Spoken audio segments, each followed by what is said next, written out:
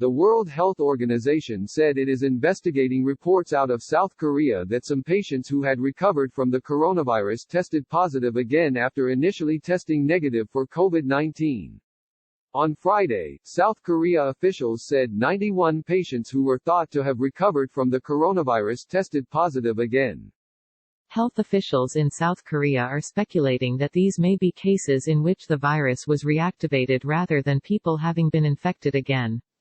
While we are putting more weight on reactivation as the possible cause, we are conducting a comprehensive study on this, said Jung Eun-kyung, Director General of Korea's Centers for Disease Control and Prevention. There have been many cases when a patient during treatment will test negative one day and positive another. The WHO said it was aware of the reports and wanted more information to try to figure out what they mean. We are aware of these reports of individuals who have tested negative for COVID-19 using PCR, polymerase chain reaction, testing and then after some days testing positive again, the WHO said in a statement. We are closely liaising with our clinical experts and working hard to get more information on those individual cases. It is important to make sure that when samples are collected for testing on suspected patients, procedures are followed properly.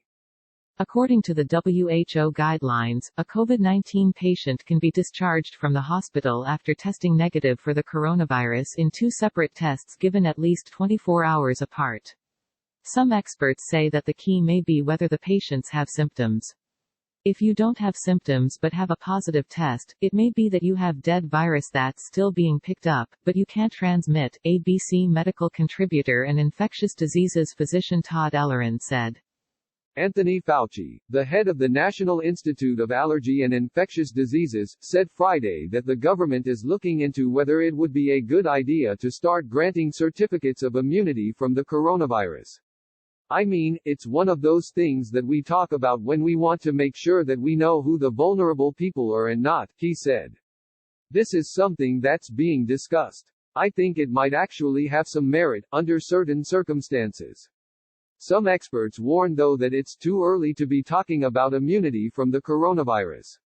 Although recovered COVID-19 patients appear to have antibodies for at least 2 weeks, it's still not clear whether that would continue to be true in the future.